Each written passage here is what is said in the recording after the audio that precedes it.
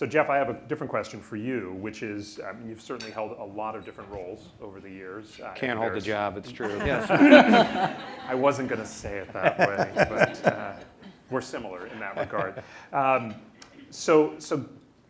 Culture is always a big question. It's something we care about deeply at Workday, and I know everybody who's up here, the companies that you're with, it's in the tough competitive market we're in, culture has to be, for the type of talent we're competing with in this particular market, it's a big piece. And I think as companies change, there's often a perception that growth means you'll lose your culture, because a piece of your culture may be how small you were, right? So what are the things that you do to manage that, keep that culture alive as you grow? Yeah, sure. I think that the first thing I always mention to folks is distinguish between your values and mission and culture. As soon as a company talks about preserving their culture, they're dead. Every person you hire changes your culture. I hire you because I want your ideas, your input, your experiences. So culture is a living, breathing, dynamic thing, and that may sound like a small differentiation, but it's an important mindset bit. Yeah. So we focus on what can I do to reinforce values and mission, and I think it starts with how well those are woven into your business model. Do you actually think about how you build products, how you service customers, how you treat the community? It has to be consistent across your operating system. That's really important to begin with. It has to guide how you make decisions. So thinking through your operating rhythms, the soft structure, is that tied to your values becomes really important. Yeah. And then if you want to get in the traditional box of HR, you've got to look at both your people infrastructure. How does that reinforce your values and mission? And then we think of traditional programs. What do you do on rewards and recognitions? Rituals and physical space is probably the one area that gets the least attention in terms of reinforcing your values. And then, of course, how do you recruit for your values and how do you onboard people to that? So it goes into the classic life cycle components, but if you're looking to preserve your culture, you're already done. You got to go for the values and mission, and if they're not tied to how you build products, service customers, operate your business, you're not going to have a truly sticky culture that stands the test of time or the global nature of expansion that we're all facing. No, that's great. Yeah, and I like how you even throw in the physical space in there because you're in charge of facilities out there at Atlassian, yeah, right? big deal. Which sounds crazy to me anyway. Randy, do you have a perspective on that as well? No, I think Jeff brought up some excellent points. I think the key message is that values, culture, they don't live in PowerPoint. You really have to live and breathe them every day. It's not a matter of having an employee meeting and you trot out the few key points that people live by. You actually have to do them, and as a manager and trying to ensure that everything is aligned towards that. If you believe that helping a customer and that sort of customer centricity is a big deal, you as a manager, your CEO, everybody should be calling out when people do a good job. All of these points really need to be reinforced. People get the idea if it's just sort of a T-shirt you get or something that comes out periodically when people want to talk about values. They want you to live and breathe it every day. You also have to figure out how this you get people comfortable with change and the idea that the company will evolve, but these core threads, whether it be values or however way you want to phrase it, that there are certain things that will live on, even if everything else does change as the company grows. Yeah, I think that's a great perspective too, coming from. It's great to hear a CFO say that as well, right? It's one thing, present company accepted, to hear HR say that, right? But it really needs to be part of the fabric of the business and every part of the organization. I think that's exactly what you were hitting on. I think I have one test I give folks that I've always been told not to do it in my career. Every head HR job I've taken, I've had one tactic with the CFO and the CEO, and I walk in with an org chart and a budget, my very first meeting before I joined the company. This is what it will take to take us to the next level, to see whether it's a piece of paper on the wall or the values and people agenda is really viewed as strategic to the company. Have no idea the makeup of the company, but you've seen enough designs to go directionally, I've got to do X. And just watch the nonverbal cues. If the CFO runs for the door on you, you might want to dig a little deeper. If the CEO goes, that's great, but I just got to go build great products, then I would question how core values are into that business, and it hasn't failed me yet. So awesome. Joan, yeah, go ahead, Kamud, go ahead. Sorry. Yeah. I was going to add, I completely agree with what Jeff and Randy have talked about. I also feel that we at Airbnb feel that culture is not HR's job. It is owned by everybody in the company. You definitely start with the mission and values. You inculcate those values in the employees. You hire the best talent. In fact, part of our recruiting model is not only do our hires go through a interview process with functional and technical folks, but there's also a core values council that they go through. We want to make sure that the people are the right fit for the company and they are right fit for our culture, and we become brand ambassadors. So today I'm here representing Airbnb. I'm a brand ambassador. It's individually we carry our culture, whether we are within our four walls of the Airbnb offices or we are outside in the global community. Yeah, and I had a good example of that from Kamud earlier when I was talking about the high price of a hotel I stayed at in Silicon Valley, and he didn't get it in my face, but he said, you could have tried Airbnb. One of our values is champion the mission. Yes, so. exactly. Yeah, exactly. Not only am I wearing Airbnb socks, Yeah. I'm also promoting Airbnb. Awesome. So Joan, what was your perspective? I'm probably on it? not going to add anything that you haven't already heard. I did stop worrying about growing cultures about 10 years ago. I used to sort of think about that all the time, and I finally said, it's going to change. It's just a function of what will happen. So don't worry about it changing. Don't worry about evolving.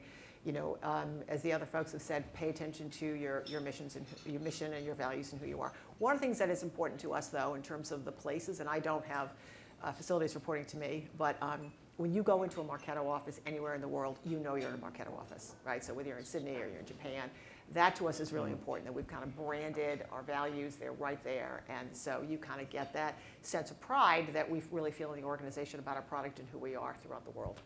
That's a great. So let me let's dig into that a little bit. So by the way, thank you guys, those of you who gave us questions when you registered. They're wonderful, and they shaped the very nature of the topics today. But a lot of them were on culture. I'm Natasha. I head up the people team at Guardant Health. It's a biotech startup. So this is at a prior company. We were global. And what was really important to us is that we not put a fence around our culture.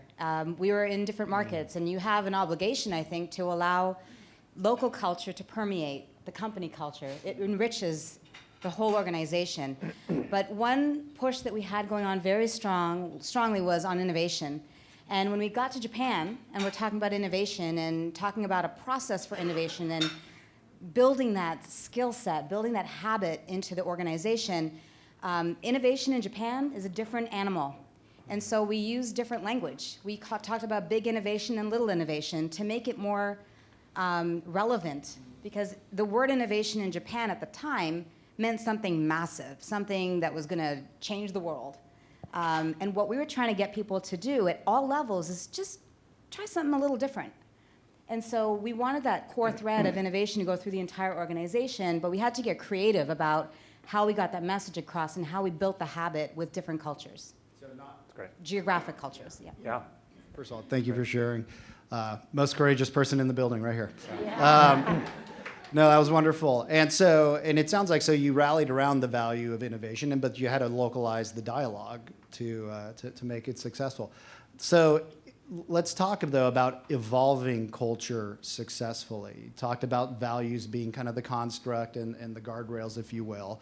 But there is a lot of change, right? I think at the center of all these culture questions was there's a lot of change. How are we managing that? And so I think we have some topics later on about change in general, kind of on a broad enterprise level, within the culture, getting them to accept and understand the evolution of the business. What's worked in the different environments you guys have been in previous to this? We're 900 people, and we've hired 500 of them in the last year. So the truth of the matter is, when you're growing, the 500 people aren't saying, how do we keep that old Marketo culture? It's like, they don't know that old Marketo culture, right? I mean, so part of this growth thing is we worry about it in HR, and we worry about it, but I don't think our people are worrying, but they want a good culture, right? They want to come to a place where they're proud, where they think they can be successful, where they can grow their careers. But I actually think it's a conversation that we kind of have amongst ourselves, but I don't hear people in our company talking about how we're going to preserve the Marketo culture. Yeah. I mean, now we do employee engagement surveys, so we care about culture. We ask people how they feel about is it a good one? How do they feel? But it's, I don't know. That's my 2 cents. We probably do two things that are probably relevant to that. One is, one of our values is open company, no bullshit. And one way we do that is how freely information flows. And so you can look at your operating rhythms and how that works. We still do old school monthly all hands at our individual sites. And the prevailing wisdom is go to a big global thing, do it remote, get your founders up. My founders sit in Sydney, Australia. And we've actually railed against that because we want the intimacy of the local touch and try and keep the sense of small with how we do that. One of the things we will do is make everybody an insider because we don't want to close off the information that we share with our employees today, which has all sorts of goodness and all sorts of challenges with it. So I think the way you share information and operate becomes really important to preserving what's core to your company. The other thing we do is we start the touch point on what our company is all about way back to how we recruit and position ourselves with really wacky recruiting events. And things even before you start. For example, we do an offer package that we ship to folks' homes anywhere in the world within 48 hours of getting an offer from us that speaks to the company culture. And it literally says, before you join us, make sure you know enough about us that it hits you at your core, and it's full of all sorts of physical items from values tattoos, those are my favorite, to all sorts of images in there from employees that talk about what makes the company special. So the more you can get people, to your point, to understand the culture and take it themselves where they want to take it from the beginning, the better for those that sign up. And then even though you may change policies, procedures, because you've got to fight the evil of complexity as you get bigger. Like, how do you stay small, nimble, fast? Size has to be a weapon, as in my GE days, Welch was maniacal about that. It has to be a weapon, not an obstacle. So you're going to have to put in some of that stuff, but if the flow of information and the way you organically interact and the way you onboard people to your culture stay tight, then they'll evolve it from there for you. Right. I would add to that in the sense that from an Airbnb perspective, we've seen some hyper growth. 2 years ago, we were about 600 people. Today, we're more than 2,200 and growing globally. So there's definitely been change that's happened from a headcount perspective and from our global community perspective. We've grown in terms of hosts and guests. Overall, the business has grown. One of the things that our head of EX, who was hired about a year and a half ago, when he was hired, and you will have to pardon my French here and probably bleep this out when the recording is done, is our CEO basically sat Mark Levy down and said, one of the goals that he has is don't fuck up the culture, and that's part of our DNA, that we start with the core values. We have 6 core values that we deal with. We live and breathe day in and day out. And I think it starts from the time, not only does it start from the time that we start talking to candidates, but it starts from the time when we're interacting with our guests and our hosts. And again, we consider our hosts, guests, and employees as one global community. We don't make any differentiation between a host and a guest and an employee. And everything that applies from a cultural perspective applies broadly. And we're looking at ways as we grow to make sure that we preserve that and we don't F it up. That's great. You bleeped that one yourself. That was good. Yeah. The other one was just a quote. Yeah. Great. I would agree. I would agree with all those comments. I think in general, it's difficult, especially the faster you grow. Probably over the last 30 years, my career been at companies growing, say 10 to 30% quarter on quarter, and you sort of take it for granted that the fact that so many people are new, and again, it's something that you have to embed at a much smaller scale. It's not something, sometimes, it's great when your CEO talks about it, but facilitating smaller interaction where you can talk amongst a team, allows it to, I think, absorb a lot better than in a large scale environment. Both, live these values every day, but also have a dialogue with people at a smaller scale so they can absorb a lot more easily. Yeah, and it's certainly a challenge we face at Workday as well. As we've grown, we hire from a ton of our competitors, and they come in with their vision of what the culture is supposed to be about, and it's very different at Workday, so we face this challenge on a regular basis too. Yeah. It's great getting all of your perspective on that. And I do want to open it up at this point too for if there's any questions in the room Kayla can come around with the mic. We'll continue going through some of the ones we already had set up if there aren't right away. But Thank you. I'm Rejwana with Proofpoint, HR business partner. It's really refreshing and assuring to hear your comments on culture because at a prior company, what we experienced was we thought it was very interesting because if you're not planful about culture, it can have unintended consequences.